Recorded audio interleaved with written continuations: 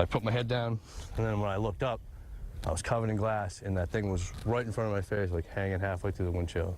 This Wrentham dad says he was stunned when a reflector from the roadway came smashing right through his windshield. That dangerous drive happened as he was picking up his kids at daycare. As WBZ's Paul Burton explains, he's just thankful they weren't in the car. It was like 30 feet up, and it just came down as I stopped at the set of lights and went straight through the windshield. Rich Matson can't believe what came smashing through his windshield yesterday on his way home from work. I put my head down, and then when I looked up, I was covered in glass, and that thing was right in front of my face, like hanging halfway through the windshield.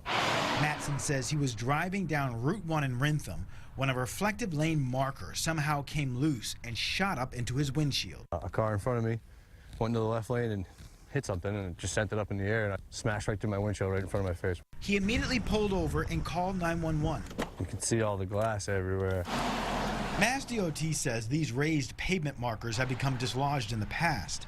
They actually stopped installing them back in 2005 and are in the process of removing them off the highways as they repave road surfaces. I'm thankful that it didn't come all the way through the windshield, you know what I mean? I don't think it's negligent on anyone. Rich says he was actually on his way to pick up his 2 children from daycare when this happened. He is so glad they were not with him in the truck. I have two small kids. One sits here behind me, my oldest, and the other one sits on the other side. And thank God they weren't in the car, you know. The 33-year-old Walpole DPW worker says he spent a lot of time on the highway and has never encountered anything like this before. He's thankful he did not get injured. But thankfully, whoever made the windshield did a good job. I hugged the kids a little bit longer last night, you know. In Wrentham, I'm Paul Burton, WBZ News. Now, MassDOT says one of the reasons that it started to remove those reflectors is because they dislodge so easily. Crews have removed them from most high-speed roadways, but they're still on some secondary routes.